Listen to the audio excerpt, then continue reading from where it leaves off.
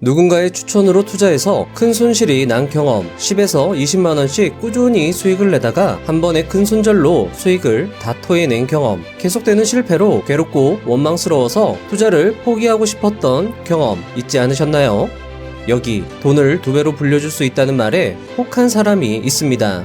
그의 이름은 마이클 마커스. 마커스는 제안한 그에게 일주일 30달러에 자문료까지 주기로 하고 그동안 모은 예금을 모두 투자금으로 쏟아붓습니다. 절대로 손실날 일은 없어 보였던 투자였습니다. 하지만 충격적이게도 계좌는 순식간에 거의 파산 지경에 이르렀죠. 추가로 500달러를 융통하여 넣었지만 그것도 모두 잃었습니다. 결국 그는 돌아가신 아버지의 생명보험에서 3000달러를 현금화합니다. 또 파산했냐고요? 아니요. 3000달러는 우여곡절 끝에 30,000달러로 불어납니다. 자신감이 붙은 마커스는 어머니로부터 빌린 20,000달러까지 합하여 50,000달러를 운용하기 시작합니다. 어떻게 되었을까요? 마커스는 한 번의 매매에서 파산에 가까운 손실을 다시 맞게 됩니다. 마커스는 계속 손실 보는 것이 너무 고통스러웠습니다. 아예 그만둬야 하는 게 아닐까 생각했습니다. 정말 이 정도로 한심할 수 있을까? 라고 하늘을 보며 하소연했습니다. 하지만 그는 포기하지 않았습니다. 아니야, 넌 한심하지 않아. 그저 끝까지 견디면 돼. 라고 다짐한 그는 스승 에드세이 코타를 만나게 됩니다. 그리고 오늘 말씀드릴 이 투자법을 깨우치고 4천만원이었던 계좌를 200억으로, 그리고 다시 그 계좌의 규모를 키워 1,000억 원 이상의 돈을 벌게 됩니다. 이 이야기는 잭 슈웨거의 마법사 시리즈의 종결판 타이밍의 마법사들에 나오는 이야기 중 하나입니다. 실패를 반복했던 투자자에서 결국 성공한 투자자로 변모할 수 있었던 핵심 비결을 여러분들에게 말씀드릴 수 있어 기쁘게 생각합니다. 그리고 책을 읽어보시면 아시겠지만 30년의 세월이 압축된 만큼 말 한마디 한마디의 농도가 굉장히 진하여 책을 읽는 내내 머릿속이 짜릿짜릿했습니다. 따라서 여러분들도 30년의 짜릿한 고농도 엑기스가 담긴 이 책을 매수하여 천천히 읽으면서 음미해 보실 것을 추천드립니다. 서론이 길었습니다. 30년 묵은 산삼과 같은 성공 투자의 핵심 투자법 시작해 보도록 하겠습니다.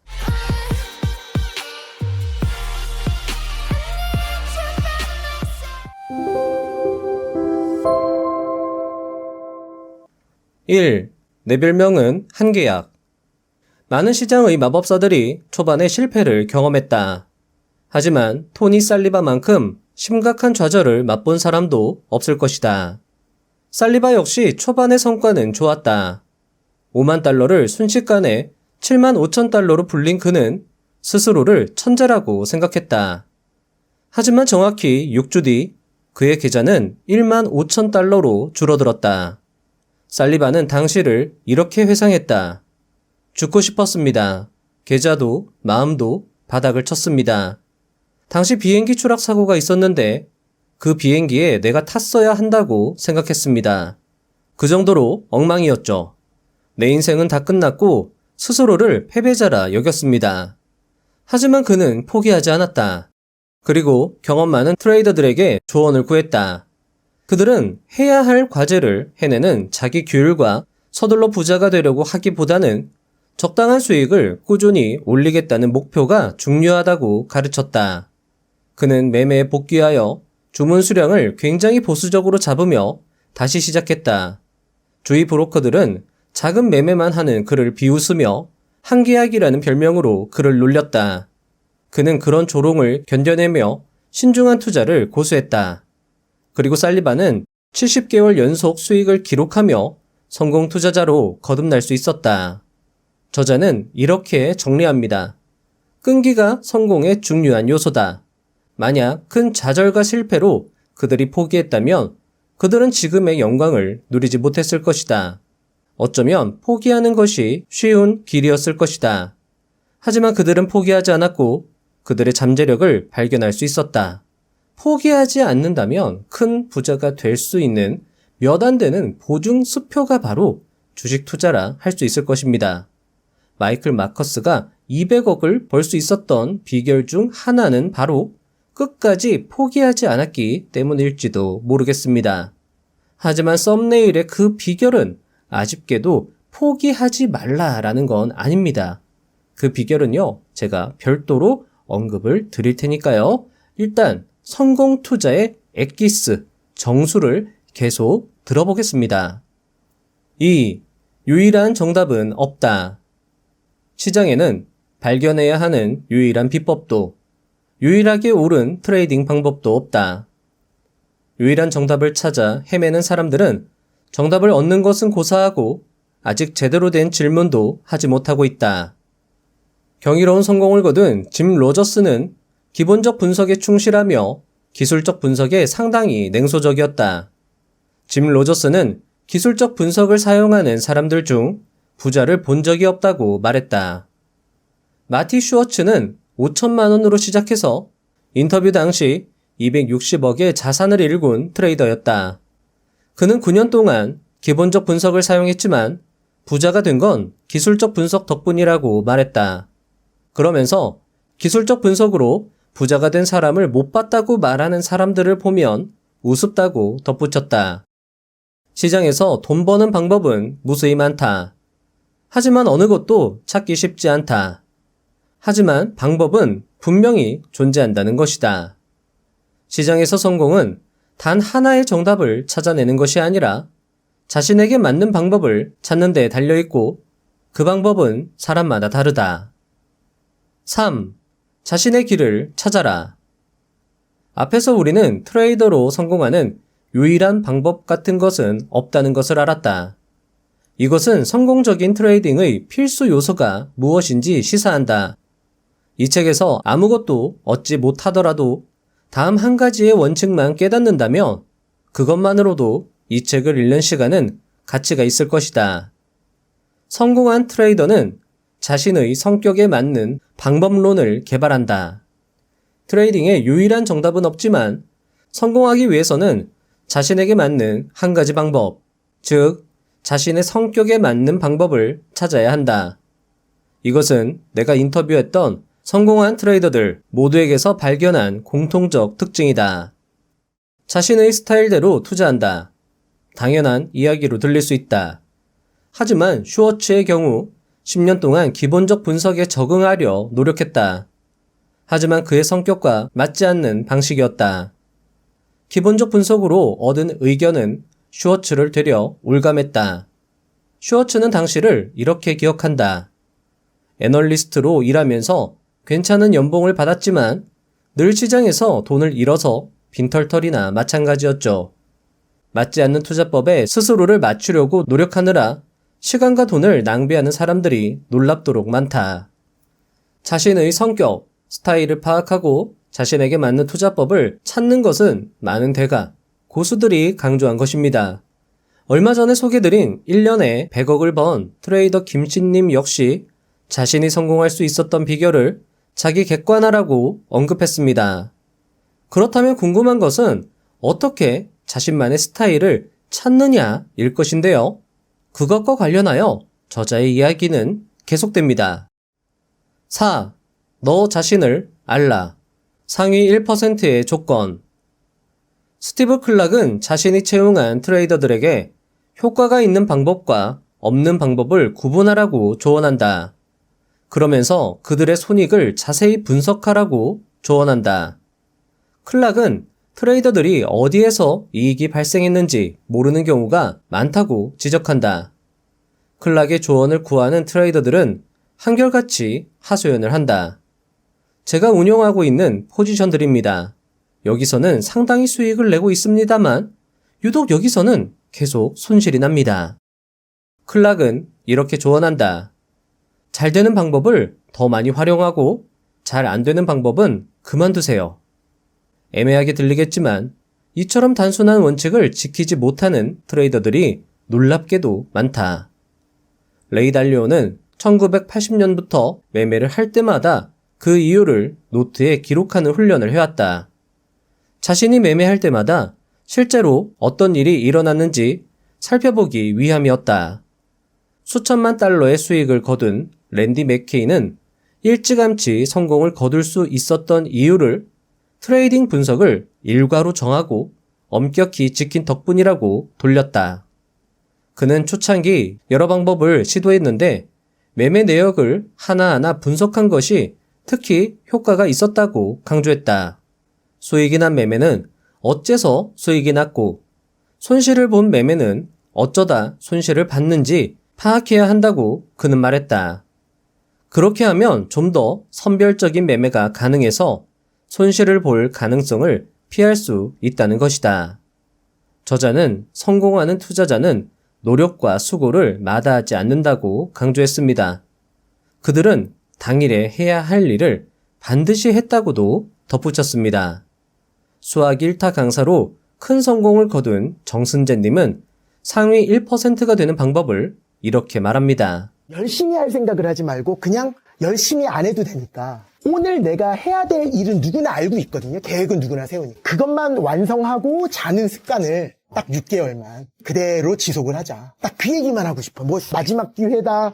여기에 너의 인생이 달렸다. 이거 다 거짓말이니까. 그렇게 하지 말고 그냥 오늘 내가 해야 될 일, 영어 단어 몇 개랑 수학 어디까지 복습해야 되고 어디까지 문제 풀어봐야 된다라는 거를 알면서도 보통 자고 내일 하려고 그러잖아요. 그러니까 그러지만 말자. 열심히 하라는 얘기도 안 할 테니까. 그것만 하고 자는 거를 한번 지켜보자. 그러면 아마 우리나라에서 열심히 공부한 학생의 1% 안에 들 거예요. 주식 투자에서 상위 1%라면 억대 트레이더일 것입니다. 자, 억대 트레이더가 되기 위해서는요, 열심히 해야 하는 게 아니라 해야 할 일을 매일 하는 것. 이게 굉장히 중요하다라는 거죠. 역시 강사로서 큰 성공을 거둔 이시영님은 이렇게 말합니다. 100년, 120년, 140년까지 산다는데 1년 투자해서 내가 진짜 원하는 인생 살 수 있으면 투자하는 게 맞지 않아? 누구나 인생에 정답을 알고 있진 못하고 누구나 프로가 아니라 처음 사는 아마추어의 인생을 살지만 그래도 한 번 사는 인생 그저 일이 끌려다니. 자, 하루에 몇 시간, 하루에 단 1시간이라도 그 시간에 내가 해야 할 일을 정해두고 그 일을 하는 것. 그리고 딱 6개월만 해보는 것. 자, 그렇게 하면 상위 1%가 될 것이고 트레이더로서 상위 1%는 억대 트레이더라는 거죠. 자, 여러분들 100세 시대가 맞습니다. 정말 자칫 잘못하면 100세를 넘어서 120살까지도 살 수 있는 시대가 되었다라는 거죠. 자, 그런데 주식시장은요, 항상 열립니다. 여러분들이 120살이 돼도 열릴 거예요. 그리고 벌어가는 돈에 제한을 두지 않습니다. 진짜 여러분들이 원하는 삶을 살기 위해서 딱 6개월 자신의 매매를 복귀해보는 겁니다. 시간을 딱 정해서 매일매일 매매를 해보고 복귀를 해보는 거죠. 나의 일과로 정해둔다라는 거죠. 그걸 6개월 해보는 겁니다. 그렇게 하면 상위 1%가 될 수 있고 상위 1%는 억대 트레이더입니다. 여러분들이 그 6개월의 과정을 투자해볼만 하다라고 말씀을 드릴 수 있을 것 같습니다. 5. 제대로 되는 일이 없을 때. 하지만 어려운 시기가 길어진다면 어떻게 할 것인가? 하는 일마다 꼬이고 손실이 점점 심각해진다면. 이 문제는 인터뷰에서도 여러 차례 다루었다. 위대한 트레이더들도 손실이 발생하는 시기에는 사기가 꺾일 수 있다.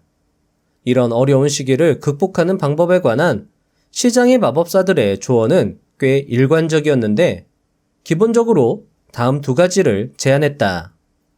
첫째, 규모를 줄인다. 폴 튜더 존스는 이렇게 말했다. 트레이딩이 잘 풀리지 않을 때는 포지션 규모를 계속 줄입니다. 최악의 상황을 맞더라도 가장 작은 포지션을 보유한 상태가 되는 거죠. 200만 원으로 시작해 수백억의 이익을 거둔 랜디 맥케이는 손실이 발생하면 매매 규모를 극도로 낮춘다고 말했다. 그는 과감하게 포지션 규모에 변화를 준 것이 성공의 핵심 요인이라 꼽았다. 자, 여러분들, 포지션의 규모에 변화를 준 것 굉장히 중요한 요소고요. 지금 이렇게 들으면 약간 애매하게 들릴 수 있는데 요 이야기는 뒤에서 에드워드 소프가 다시 한번 설명을 해주는데요. 그 부분 들으시면 이해가 더 잘 되실 겁니다. 둘째, 매매를 중단한다. 매매 규모를 줄이는 것만으로는 부족하고 아예 매매를 중단하는 것이 하향 곡선을 벗어나는 최선의 방법일 때가 있다. 마이클 마커스는 이렇게 설명했다. 손실은 결국 손실을 낳습니다. 손실이 발생하기 시작하면 심리적으로 부정적인 요인을 자극하고 생각이 비관적으로 흐르죠. 저는 손실이 이어질 때면 더 이상 매매하면 안 돼! 라고 스스로를 제어했습니다. 400달러로 트레이딩을 시작해 인터뷰 당시 기준 약 2억 달러 수준으로 자산을 불린 리처드 데니스도 비슷한 의견이었다. 그는 손실이 어느 수준을 넘어서면 판단에 악영향을 미친다고 생각했다. 그는 직설적으로 조언했다. 심하게 두들겨 맞았을 때는 일단 정신부터 차리고 봐야죠. 손실이 이어질 때 가장 좋은 해결책은 더욱 열심히 노력하는 것이 아니라 아무것도 하지 않는 것이다. 6. 순손실에서 순이익으로. 5조 원대의 자산을 일군 브루스 코브너는 역대 최고의 트레이더 가운데 한 사람이다. 인터뷰 당시 그는 10년 동안 연평균 87%라는 놀라운 복리 수익률을 달성했다. 이처럼 높은 수익률을 유지한다는 것은 불가능해 보이는 일이지만 그는 2011년 은퇴하기 전까지 수십 년 동안 꾸준한 성과를 거두었다. 자, 여러분들, 브루스 코브너가 굉장히 돈을 많이 번 투자자이면서도 꾸준하게 돈을 번 사람인데 그의 핵심 비결을 이제 설명을 해주는 겁니다. 한번 잘 들어보시면 좋을 것 같습니다. 코브너는 자신의 성공 비결, 그 중에서도 특히 핵심 자금 원칙을 이렇게 말했다. 일단 자신의 아이디어가 옳다고 가정했을 때 시장이 향해서는 안 될 방향을 생각해 두는 것이다. 그리고 그 다음으로는 그 판단을 근거로 포지션을 청산할 지점을 진입 전에 미리 정해두는 것이었다. 그는 그래야만 밤에 잠을 잘 수 있었다며 들어가기 전에 나올 지점을 정해두는 것이 중요하다고 강조했다. 들어가기 전에 나올 지점을 미리 정해두는 것이 중요한 이유는 무엇일까? 그때가 매매에 진입하기 전에 완전히 객관적일 수 있는 마지막 순간이기 때문이다. 일단 포지션에 진입한 뒤에는 객관성을 잃게 되고 손실이 발생하는 포지션을 합리화하면서 탈출을 미루기 쉽다. 코브너는 매매에 진입하기 전에 손실을 제한하는 손절 시점을 미리 결정함으로써 위험 통제 전략의 규율을 도입하고 자금 관리에서 감정적 요소를 제거한다. 그것이 그를 수조 원의 부자로 만들어준 핵심 비결이라는 것이다. 그리고 나 역시 코브너의 원칙을 지킨 후부터 순손실의 계좌가 순이익으로 전환되는 신기한 경험을 하였다. 가장 중요하다고 생각하는 트레이딩 조언을 10자 내외로 소개하라고 한다면 들어가기 전에 나올 지점을 정하라 는 코브너의 금언이 답이 될 것이다. 자, 여러분들, 사실 손절이요, 말이 쉽지 실천하기 굉장히 어려운 기법 중에 하나입니다. 하지만 저자는 손절과 관련하여 여러 대가들의 노하우를 책에서 정리해서 전달하고 있습니다. 자, 간단하게 요약을 드리자면요, 애매하거나 틀렸을 때, 내 생각이 틀렸을 때는 무조건 일부라도 빠져나올 생각부터 하라가 될 것 같은데요. 이 부분은 책을 읽어보시면서 대가들의 내곡 있는 손절 기법을 느껴보시면 좋을 것 같습니다. 7. 복잡할 필요는 없다. 자금 관리는 굉장히 중요한 트레이딩의 요소지만 복잡할 필요는 없다. 자금 관리라는 단 하나의 주제만을 온전히 다룬 책도 많다. 하지만 단 한 문장으로 요약될 만큼 간단한 규칙으로 충분히 방법을 제시할 수 있다. 레리 하이트에게 자신의 전략에서 가장 중요한 요소가 무엇인지 묻는 말에 대한 그의 대답은 매우 분명했다. 어떤 매매에서든 전체 자기 자본의 1% 이상을 위험에 노출하지 말라는 것이다. 효과적인 자금 관리를 한 문장으로 정리한다면 이것이 답이 될 것이다. 하이트는 이렇게 말했다.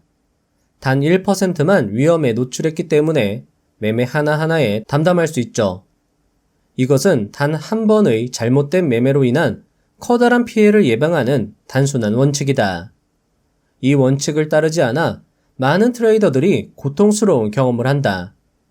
아무리 좋은 타점으로 매수한 사람들도 예외가 아니다. 위험 노출을 반드시 1%로 제한해야 하는 것은 아니다. 0.5%도 좋고 2%가 될 수도 있다. 자신의 전략에 가장 적합한 비율을 선택하면 된다. 핵심은 각각의 매매의 손실을 엄격히 제한하는 것이다. 효과적인 자금 관리에서 중요한 것은 그 방법이 얼마나 정교하고 복잡한지가 아니라 자기 규율이다. 아무리 단순한 위험 통제 원칙이라도 자기 규율이 엄격히 작동하는 한 효과를 발휘할 것이다. 이 책을 다시 읽으면서 느끼는 것이지만 적재적소에 대가들의 조언을 배치함으로써 정말 기막힌 단원별 학습 교재가 되었다. 그리고 그런 교재를 읽는 느낌이다. 라는 생각이 들었습니다. 정말 이 정리 측면에서는요, 역사적 명저가 될 수 있는 책이라 할 수 있을 것 같습니다. 여러분들도 책을 다시 읽어보시면은요, 한마디 한마디가 새로울 것입니다. 8. 베팅 크기의 힘. 에드워드 소프의 투자 성적은 가히 역대 최고 수준이다. 19년 동안 연평균 19.1% 수익률을 달성했다. 더욱 인상적인 사실은 이러한 수익률이 놀랍도록 일관적이었다는 것이다. 에드워드 소프의 본업은 수학 교수였다. 그는 시장에 흥미를 갖기 전에 부업으로 카지노를 이기는 방법을 개발했다. 모두가 불가능하다고 여긴 일이었다. 애초에 플레이어가 불리하도록 만들어진 게임에서 이기는 전략을 찾는 것이 어떻게 가능하겠는가? 하지만 그는 연구를 통해 카드 카운팅이라는 기법을 개발하여 이길 확률이 높은 판에는 더 큰 금액을, 이길 확률이 낮은 판에는 더 낮은 금액을 베팅했다. 실제 한 카지노와의 승부에서 2시간 만에 자금을 2배 이상으로 불리면서 그는 승리하게 된다. 자, 여러분들 참고로 카지노에서 에드워드 소프의 출입을 통제하기 위해서 갖은 수단을 썼다라고 합니다. 수변제까지 먹였다라는 거예요. 그래서 그때 에드워드 소프가 카지노는 안 되겠다. 더 큰 판인 월스트리트로 가야 되겠다라고 해서 금융시장으로 눈을 돌린 거죠. 자, 그리고 앞에 말씀을 드렸던 내용이 있습니다. 포지션의 규모를 변화시킨다라는 것이 핵심 투자 정수라고 말을 했잖아요. 그곳에 조금 더 추가적인 부연 설명이 이제 나옵니다.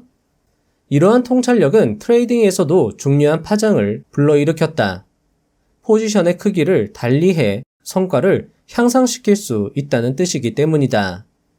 자기 객관화가 잘된 트레이더라면 내가 잘하는 매매와 잘 못하는 매매를 구분할 수 있다. 그런 트레이더라면 모든 매매에 동일한 금액을 베팅하는 것이 아니라 자신 있는 매매에는 더 큰 위험을 감수하고 자신감이 적을수록 더 작은 위험을 감수해야 한다는 뜻이다. 마이클 마커스는 특히 포지션의 크기를 다양하게 한 것을 성공의 핵심 요인으로 꼽았다. 그는 펀더멘털, 차트 패턴, 그리고 시장의 기조가 함께 뒷받침할 때 성과가 훨씬 좋았다는 사실을 알았다. 자, 여러분들 이렇게 말이 나오잖아요. 요 기법, 마이클 마커스가 펀더멘털, 차트 패턴, 시장의 기조. 자, 시장의 기조라는 건 뉴스에 대한 시장의 반응을 말하는 겁니다. 자, 이런 것들이 함께 뒷받침될 때 성과가 좋았다. 이게 마이클 마커스의 핵심 기법이다라는 거예요. 이렇게 말을 한 문장으로 압축을 했지만 마이클 마커스의 기법을 완전 여기다가 부어 넣은 겁니다. 이게 완전 엑기스라는 거죠. 실적의 성장세가 우수하고 그러면서도 차트 패턴이 상승의 추세를 가리키고 있고 그러면서도 시장의 흐름, 뉴스가 발표가 되면 차트 패턴이 폭발적으로 반응한다라는 거죠. 그런 시장의 기조가 함께 뒷받침될 때 성과가 훨씬 좋다. 그럼 그런 종목을 여러분들이 찾아서 투자하는 것이 성공 투자의 핵심이다라고 이야기를 해주는 것과 마찬가지입니다. 그래서 여러분들이 이 한마디 한마디를 곱씹으면서 여러분들 투자 기법에 활용하시면 투자 성과가 월등히 좋아질 수 있다라는 거죠. 퀀텀 점프 할 수 있다라는 겁니다. 자, 계속하겠습니다. 이 세 가지 조건을 모두 충족할 경우에 한해 제한적으로 매매하는 편이 더 나을 것이다. 그러나 그런 기회는 자주 오지 않았고 그의 표현에 따르면 게임을 즐긴 나머지 인내심을 갖고 기다리기 어려웠다. 스스로 정한 기준보다 행위의 재미가 우선이었죠. 그는 이처럼 최적이 아닌 조건에 실행한 매매가 결국 전체 수익률을 저해했을 수 있다고 인정했다. 하지만 그는 그럼에도 자신이 살아남을 수 있었던 것은 모든 기준을 충족하는 기회가 있을 때 다른 매매에서 취한 포지션의 대여섯 배만큼 큰 규모로 포지션을 구축한 덕분이라고 말했다. 자, 그러니까 마이클 마커스는 기회가 왔을 때 대여섯 배만큼, 평소에 내가 투자하는 것에 대여섯 배만큼의 거의 몰빵 투자죠. 이 정도면 굉장히 비중 투자를 한 겁니다. 그랬기 때문에 내가 살아남을 수 있었다. 그런데 그게 되려면 앞에서 말한 자기 객관화가 되어야 한다라는 거죠. 내가 뭘 잘하는지, 내가 이런 투자를 했을 때 성과가 굉장히 좋았다라는 걸 스스로 알아야 된다라는 것이고, 그걸 알기 위해서는 매매 분석을 해야 된다라는 거죠. 복기를 해야 된다라는 거죠. 그리고 그것을 여러분들이 매일 하루에 1시간이라도 꾸준히 6개월 동안 한다라고 하면 여러분들의 투자 계좌, 여러분들의 투자 성과는 정말 상위 1%의 수준으로 상승할 수 있다라는 겁니다. 여러분들 꼭 해보시면 좋을 것 같아요. 여러분들이 꼭 해보시고 꼭 성과를 내시고 꼭 여러분들이 성취감을 느껴보시면 정말 좋을 것 같습니다. 9. 비중 베팅의 위험성. 수조 원의 자산가인 폴 튜더 존스와 브루스 코브너는 절대 매수 비중을 크게 유지하지 말라고 당부한다. 자, 여러분들 앞에서는요, 기회가 왔을 때 비중 베팅을 해라. 뒤에서는요, 크게 유지하지 말라.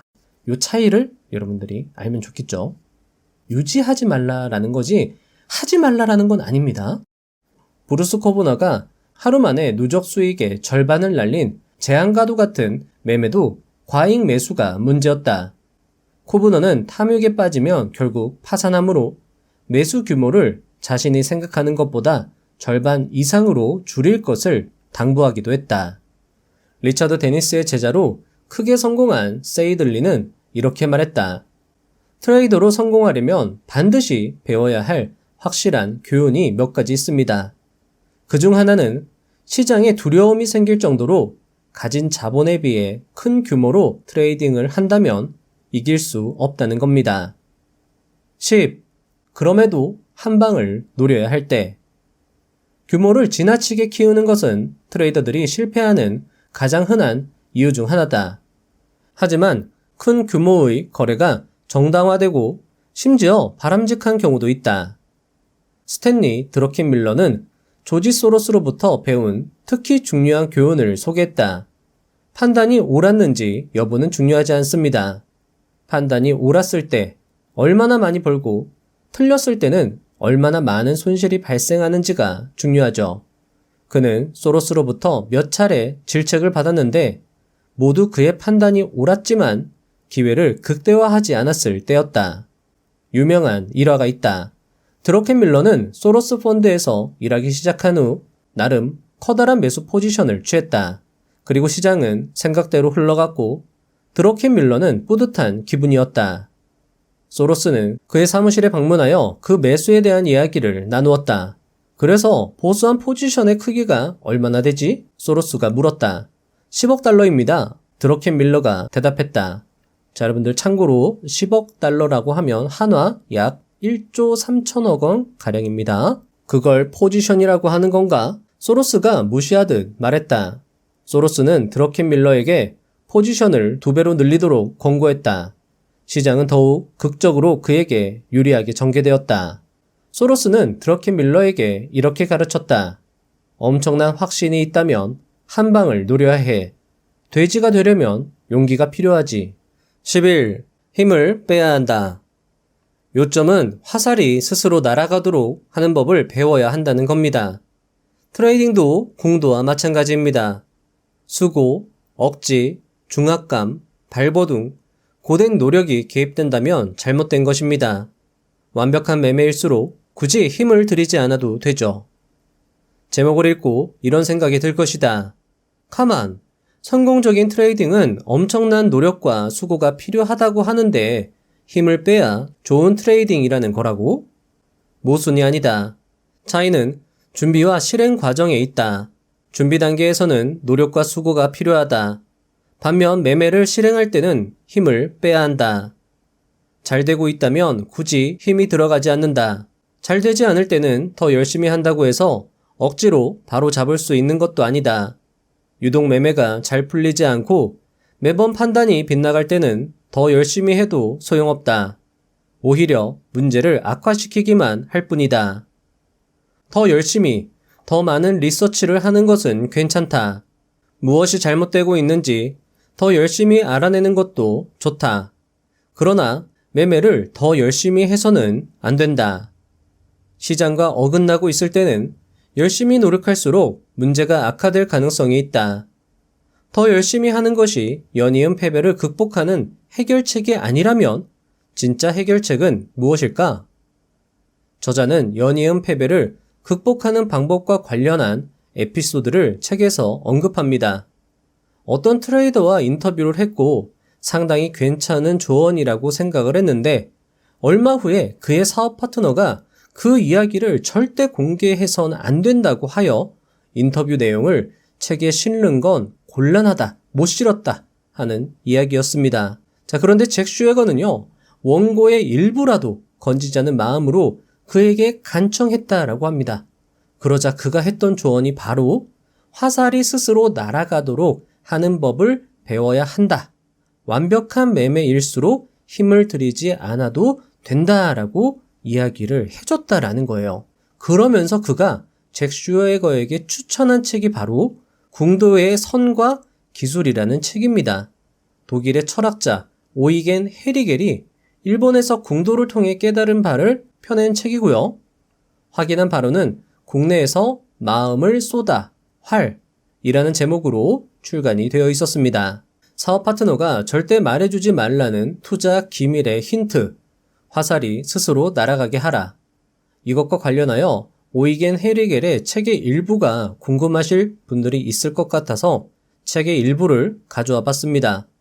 아니 도대체 무슨 비법이 숨겨져 있길래 절대 공개하지 말라고 하면서 일단 궁도와 선의 기술이라는 책을 추천했는지 한번 여러분들도 그 내용을 들어보시면 좋을 것 같습니다. 자, 읽어드리겠습니다. 독일 철학자 오이겐 헤리겔은 명상을 배우기 위해 일본으로 갔다. 일본에서는 명상을 가르치기 위해 온갖 방법들을 사용한다. 활쏘기도 그 중 하나다. 헤리겔은 원래 완벽한 궁수였다. 그는 백발백중이었으며 한 번도 관역을 빗나간 적이 없었다. 그래서 궁도를 통해 명상을 배우고자 동양의 스승을 찾아갔다. 배우는데 3년이 지나자 헤리겔은 그것이 시간 낭비라고 느끼기 시작했다. 스승은 계속해서 그가 활을 쏘아선 안 된다고 주장하고 있었다. 스승은 헤리겔에게 말했다.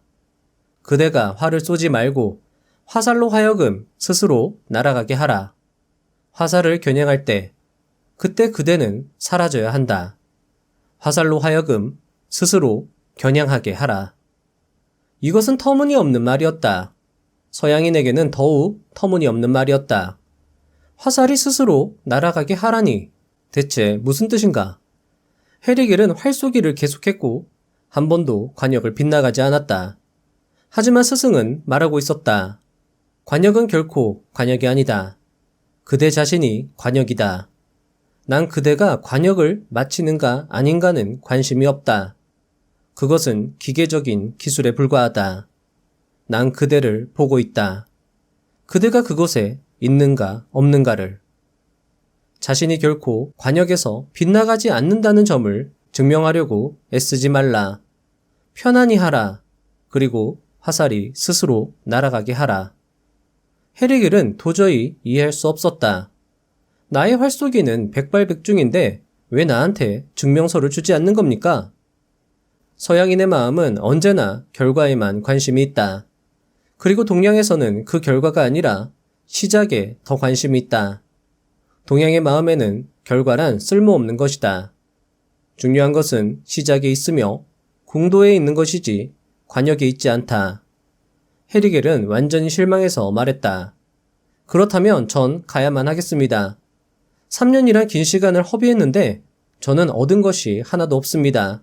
당신은 항상 그것이 아니라고만 말합니다. 그러나 전 여전히 마찬가지입니다. 떠나는 날 그는 스승에게 작별을 고하기 위해 스승이 다른 제자들을 가르치고 있는 곳으로 갔다. 이날 아침 헤리겔은 스승의 가르침에는 관심이 없었다. 그는 떠날 예정이었고 모든 계획을 포기했다. 그래서 그는 스승이 어서 끝마쳐 그에게 작별을 고하고 떠나게 되기를 기다리고 있었다. 의자에 앉아 처음으로 그는 스승을 바라보았다. 3년 만에 처음으로 그는 스승을 바라보았다. 실제로 스승은 아무것도 하고 있지 않았다. 그것은 마치 화살이 저 스스로 날아가고 있는 것 같았다. 스승은 심각하지 않았다. 거기 아무도 관역을 마치는 것에 관심을 두는 주인공이 없었다. 그것이 관역에 맞는가 아닌가는 관계없는 일이다. 심각하지 않을 때 그대는 휴식한다. 그곳에 진정한 그대가 있다. 자, 여러분들 어떠신가요? 화살이 스스로 날아가게 하는 법을 어렴풋이 느끼셨을까요? 자, 그런데 그걸 알고 모르고는 크게 중요하지 않을 수 있습니다. 저는 이런 이야기를 여러분들과 공유하고 가슴속에 무언가 알 수 없는 작은 일렁임이 일어나는 것으로도 너무 좋은 것 같습니다. 여러분들도 가슴에 이 이야기를 들었을 때 작은 일렁임이 생기셨을까요? 자, 어쩌면 이어지는 이야기에 그 해답이 있을지 모르겠습니다. 최소한 이 책에 나오는 55인의 위대한 투자자들은 화살을 스스로 날아가게 하는 법을 터득한 사람일 테니까요. 그리고 썸네일에서 말씀드린 이 방법이 바로 스스로 주가가 날아가게 만드는 방법이 될 수도 있을 것 같습니다. 저자의 이야기는 계속됩니다. 12. 자, 중요합니다. 시장을 이기는 원숭이. 윌리엄 에크하르트는 말한다. 편안함을 추구하려는 인간의 타고난 본성이 무작위보다 못한 판단을 내리도록 이끈다고 말이다. 그는 원숭이가 전문 펀드 매니저만큼이나 잘할 수 있다고 말하지 않는다. 오히려 원숭이가 더 낫다는 것이다. 어째서 원숭이가 더 나을까? 인간은 편안함을 추구하도록 진화했고 시장은 편안함에 보상을 주지 않기 때문이다. 시장에서 편안함을 추구한다는 것은 감정적으로 만족스러운 일을 한다는 뜻이다.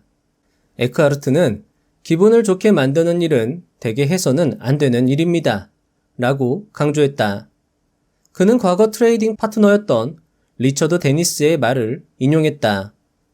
기분을 좋게 만드는 일은 하지 말아야 합니다. 싸게 사서 비싸게 팔려는 것은 인간의 타고난 욕구 때문이다. 에크하르트는 이것을 역추세의 유혹이라고 일컫는다.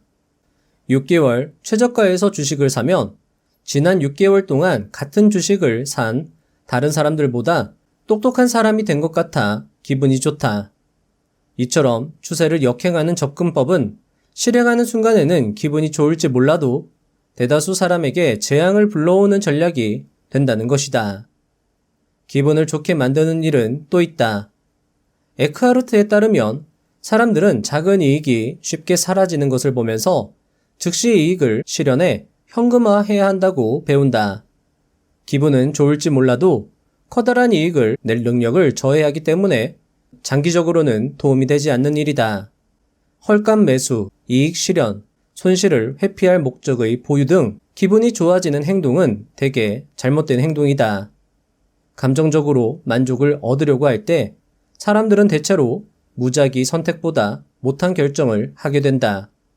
바로 이것이 다트를 던지는 원숭이가 더 나은 성과를 낼 수 있는 이유다. 이익은 길게 가져가고 손실은 짧게 끊어내라는 오래된 조언은 사실 대부분 사람들의 성향에 정면으로 위배된다. 그리고 대부분의 사람들과 비슷하게 행동해선 시장에서 돈을 벌 수 없다. 자, 여러분들 계속 관련 이야기가 이어집니다. 한번 쭉 들어보시죠. 13. 짜릿하신가요?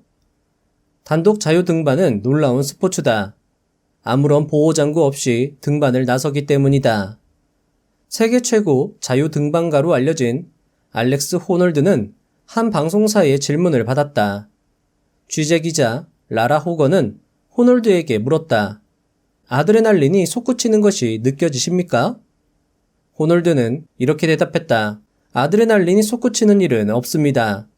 아드레날린이 솟구친다면 뭔가 끔찍하게 잘못되었다는 뜻입니다. 모든 것은 아주 느려야 하고 통제된 상태여야 합니다. 전문 트레이더도 마찬가지다. 헐리우드에서 묘사하듯 아드레날린이 넘치고 높은 위험을 부담하는 매매는 보기에는 그럴싸할지 몰라도 성공과는 거리가 멀다. 14. 자, 중요합니다. 근사해지고 싶었어요. 마이클 마커스가 특히 고통스러웠다고 기억하는 매매가 있다. 마커스의 매수 포지션은 급등세를 타고 있었다. 직전 최고치의 3배 수준이었다. 급등세가 지속되자 마커스는 충동적으로 포지션을 전부 청산하여 이익을 실현했다. 그는 그때를 회상하며 이렇게 말했다. 추세에 머무르기보다는 근사해지고 싶었죠. 반면 같은 회사에서 마커스가 스승으로 삼아온 에드 세이코타는 기존 포지션을 유지했다. 추세가 반전될 기미가 보이지 않았기 때문이다. 그 후 마커스가 청산한 종목은 12일 연속 상한가를 기록했다. 자신은 포지션을 청산한 반면 세이코타는 여전히 포지션을 유지하고 있다는 사실에 마커스는 출근하기가 두려웠을 정도였다. 고통을 달래기 위해 항정신병 약물인 소라진을 복용한 날도 있었을 만큼 힘든 경험이었다. 15. 화살이 스스로 날아가게 하는 법. 화살이 스스로 날아가게 하는 법. 참 애매하면서도 어려운 말입니다. 왜 궁도 명의는 백발백중 오이겐 해리겔에게 자격증을 주지 않았을까요? 왜 익명의 트레이더는 투자 기법을 절대 공개해선 안 된다면서 잭 슈에거의 입을 막았을까요? 기네스북에 기록될 만큼의 놀라운 수익률을 기록한 댄 젠거는 이렇게 말합니다. 목표가를 설정하는 것은 경마장에서 말이 출발할 때 우승말을 쏴버리는 것과 같다. 즉, 공도의 명의는 목표를 정확히 조준했던, 달리 말하면 목표를 명확히 제한했던 해리겔의 활은 활이 날아가기도 전에 활을 죽인 것이나 다름없는, 즉 해리겔의 활은 이미 죽은 것이나 다름없다고 생각했을지도 모르겠습니다. 죽은 활을 쏘는 자에게 자격증을 주는 것이 탐탁지 않을 수 있었겠죠. 유튜버 임범님이 모든 걸 잃고 단 이틀 만에 강남의 집 한 채 가격 10억을 벌 수 있었던 비결을 말하는 방송에서도 이를 느낄 수 있습니다. 방송을 키면 아래 위 파동으로 흔들 때 대중들이 이걸 보면서 익절을 왜 하니 안 하니 이런 채팅글이 올라오면 나도 인간이라 흔들릴까봐 방송을 키지 않을 때가 많았다. 작년에 추세로 큰 수익을 내기 전에 힘든 고통의 시간들이 있었다. 계좌가 플러스 2억 5천만 원이 넘어갔는데도 수익 실현을 하지 않았고 결국 본전으로 돌아와서 모든 포지션을 정리하는 이런 경우가 정말 많았다. 단 손실이 나기 전에는 무조건 정리했다. 이 고통스러운 과정들을 버텨서 추세장이 제대로 딱 걸리더니 단 이틀 48시간도 안 돼서 10억이 넘는 돈을 벌었다.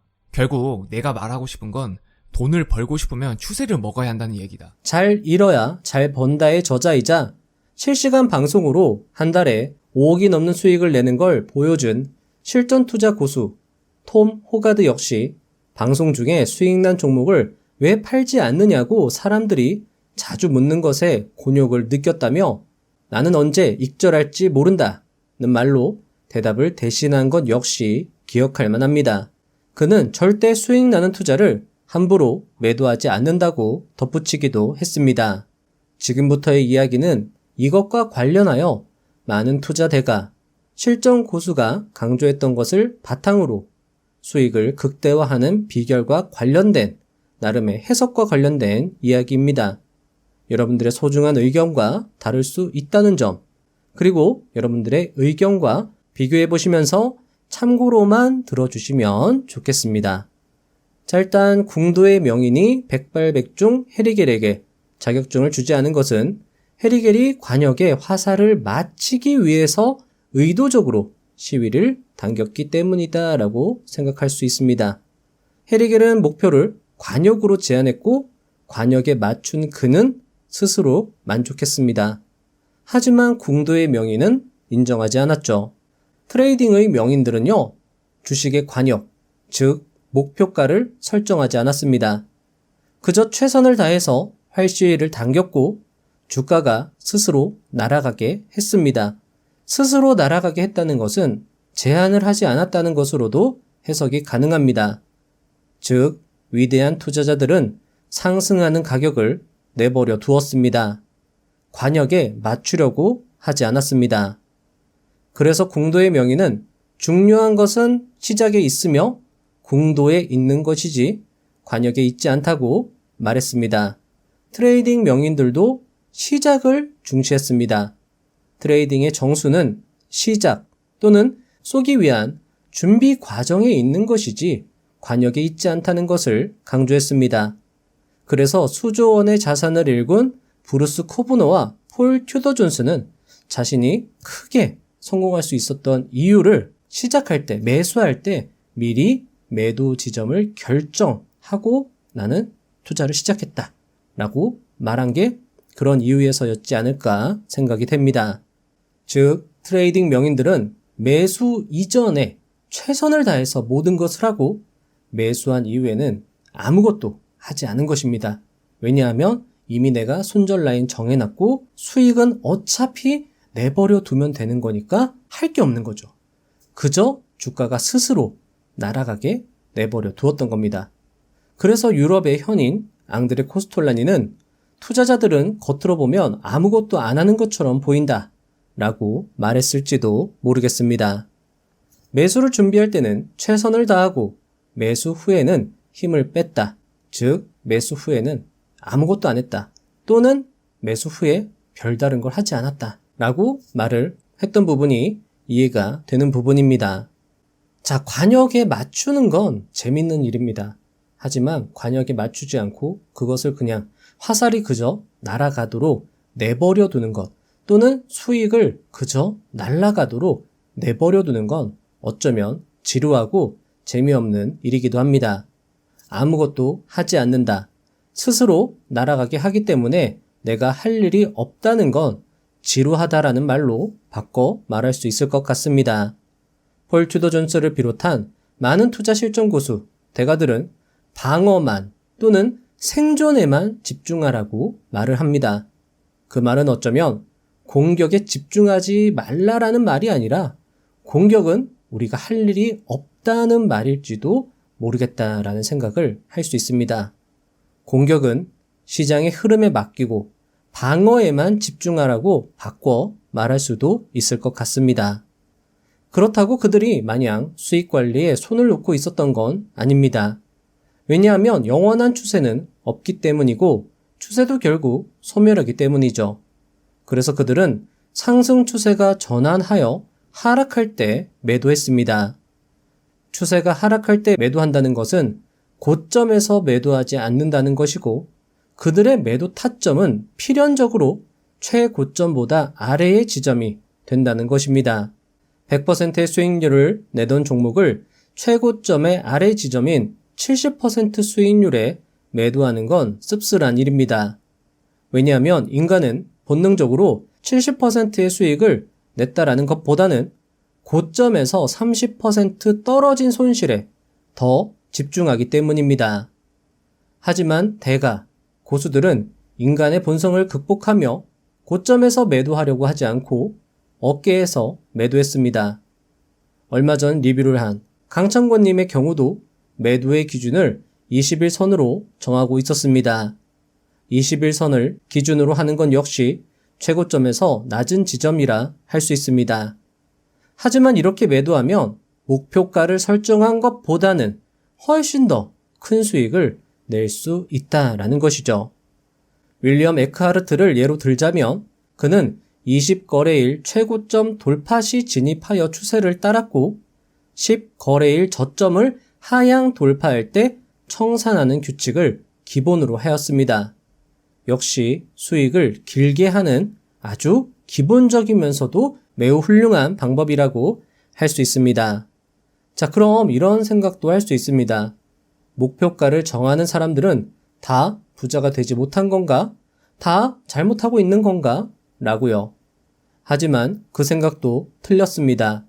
왜냐하면 투자에 정답은 없기 때문입니다. 목표가를 정해두고 투자하는 사람들도 투자로 크게 성공할 수 있습니다. 정답은 없습니다. 자신의 스타일이 중요할 것입니다. 마치며 1조 자산가 김승호 회장님은 생각하게 하는 책이 좋은 책이라고 말했습니다. 물론 소개드린 많은 책들 모두 생각을 하도록 우리를 이끌어냈고 이 책은 좀 더 생각을 자아내게 했다는 점에서 참 좋았습니다. 책에는 오늘 말씀드린 것 이외에도 투자의 정수를 느끼게 하는 주옥 같은 내용들로 가득했습니다. 꼭 책을 읽어보시면 좋을 것 같습니다. 얼마 전 와이프가 남편에게 이렇게 물었습니다. 여보, 내가 가지고 있는 종목 중에 하나가 20% 수익을 보이고 있는데 이거 언제 팔아야 돼? 라고요. 그러자 남편은 아, 그래? 그럼 13% 수익이 되었을 때는 꼭 팔도록 해. 라고 말했습니다. 와이프는 남편을 이상하게 쳐다봤습니다.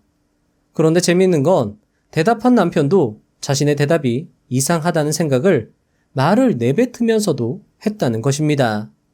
수익을 길게 가져가는 건 어깨에 파는 것이고 최고점을 지나서 더 낮은 지점에 파는 것입니다.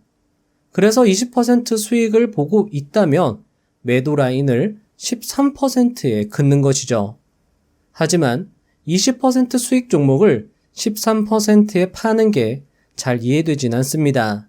그래서 수익을 길게 가져가는 건 인간의 본성, 상식을 위배하는 투자법인 것이죠. 하지만 그렇기 때문에 상위 1%의 투자법이 될 수 있는 것일 것입니다. 장기 투자의 대가들 역시 장기 보유라는 개념으로 수익을 길게 가져갔습니다. 회사가 좋으면 수익률이 좋아도 매도하지 않았습니다. 그렇게 위대한 투자자 워렌 버핏이 탄생한 것이죠. 이것은 워렌 버핏만의 이야기가 아닙니다. 브루스 코브너, 존 헨리, 빌 던, 마이클 마커스, 데이비드 하딩, 에드 스웨이코타, 케너스 트로핀, 레리 하이트, 루이스 베이컨, 폴 튜더 존스 모두 수익을 길게 가져가 수조 원, 수천억 원, 수백억 원의 자산가가 되었습니다. 저는 여러분들도 그런 자산가가 되었으면 합니다. 물론 수익을 길게 가져가는 것이 당장에 쉽지는 않을 것입니다. 하지만 훈련과 연습을 통해서 결국 잘 해낼 수 있을 것이며 여러분들도 결국 성공하는 투자자가 될 수 있을 것이라 생각합니다. 여러분들도 분명 할 수 있습니다. 끝까지 포기하지 않고 해야 할 일을 하며 수익을 길게, 손실을 짧게 유지하고 비중을 조절하는 방법. 여러분들이 잘하는 매매는 비중을 크게 실어주시고 여러분들이 못하는 매매는 비중을 작게 유지하는 방법을 터득하신다면 주가가 스스로 날아가게 하는 상위 1%의 투자자가 될 수 있을 것입니다. 그리고 부자의 사원 채널 역시 여러분들에게 힘이 되어드리고자 여러분들의 성장 여정을 응원하고 도움드리도록 애쓰겠습니다. 다음 영상도 알차게 준비해서 오겠습니다. 감사합니다. 부자가 되는 지름길로 저와 함께 달려가시죠.